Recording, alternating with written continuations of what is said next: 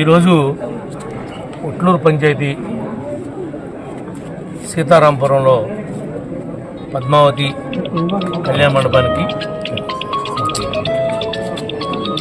మ్యారేజ్కి వెళ్ళాము. అక్కడ గుడివాడ ఎమ్మెల్యే గారు, అమలాపురం ఎమ్మెల్యే గారు వీళ్ళందరూ కూడా వివాహానికి హాజరవడం జరిగింది.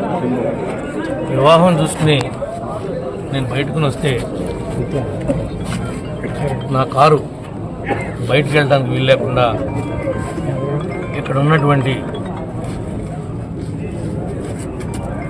వైఎస్ఆర్ పార్టీ ఇన్ఛార్జి మా కారు ఎదురుగా అడ్డంగా పెట్టి గొడవని ప్రేరేపించి ఆ గొడవ ద్వారా రాజకీయ లబ్ధి పొందాలని ప్రయత్నం చేశాడు. ఇవి ఈ కూటమి ప్రభుత్వంలో ఇలాంటి విషయాలు ఏవి కూడా ఎదరికెళ్ళవు. ఇదేమీ కళ్ళు లేని ప్రభుత్వం కాదు, చూస్తూ ఊరుకునేటువంటి ప్రభుత్వం కూడా కాదు. ఈ విషయాలన్నింటినీ కూడా వచ్చిన తర్వాత ఏం జరిగిందో అదంతా కూడా మా గన్మెన్ని పోలీస్ స్టేషన్కి వెళ్ళి కంప్లైంట్ ఇవ్వమన్నాను. నేను నాతో పాటు 5 వ్యక్తులు మేము ట్రావెల్ చేస్తున్నాం. వాళ్ళు ఒక 25 మందిని తీసుకుని వచ్చి ఏదో కింద పడ్డా మేమే నెగ్గాము అనిపించుకోవడం కోసం కృత్రిమంగా ఆలోచనలు చేస్తున్నారు.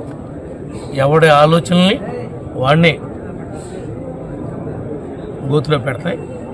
ఇది చెప్తున్నాం, మీకు హెచ్చరిక అనుకుంటారో లేకపోతే మీ పద్ధతిలో మీరు ఉండమని చెప్తున్నాం అనుకుంటున్నారో మీరు అనుకోండి. మేము తెలుసుకుంటే మీరు ఈ నియోజకవర్గంలో ఎక్కడా కూడా ఒక్క ఊర్లో కూడా మిమ్మల్ని తిరగనివ్వని చెప్పి కూడా ఈ సందర్భంగా తెలియజేస్తున్నాం. ఎందుకంటే ప్రజలు మీకు ఏ స్థానం ఇచ్చారో ఆ స్థానానికి మీరు పదునమై ఉండాలి.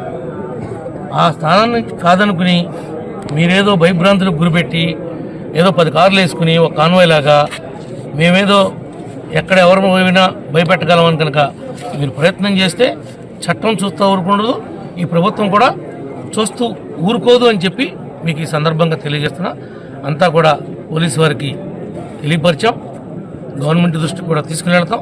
తప్పనిసరిగా ఇలాంటి కార్యక్రమాలు ఎవరైతే చేపడుతున్నారో వాళ్ళ మీద చర్యలు తీసుకునే వరకు కూడా మేము ప్రయత్నం చేస్తామని చెప్పి ఈ సందర్భంగా మీకు తెలియజేస్తున్నాం. దీనిలో వచ్చినటువంటి నాయకులు కానీ, మా మండల పార్టీ ప్రెసిడెంట్లు, సీనియర్ నాయకులు, క్లస్టర్ ఇన్ఛార్జీలు, సమన్వయ కమిటీ మెంబర్స్ మీరంతా కూడా ఆవేశానికి లోను కావద్దు.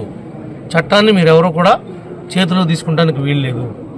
మన నాయకుడు ఏమైతే లైన్ ఇచ్చాడో ఆ లైన్ ప్రకారమే మనం వెళ్ళాలి తప్ప ఆ లైన్ దాటి ఎవరు కూడా వెళ్ళొద్దని చెప్పి కూడా మనస్ఫూర్తిగా కోరుకుంటున్నా. మీరు 24 గంటలు వెయిట్ చేయండి. వాళ్ళు చేసినటువంటి దురాఘాతాలనే విషయాలను కూడా ముఖ్యమంత్రి గారి దృష్టికి, ఉప ముఖ్యమంత్రి గారి దృష్టికి, అందరి దృష్టికి కూడా నేను తీసుకుని వెళ్తా.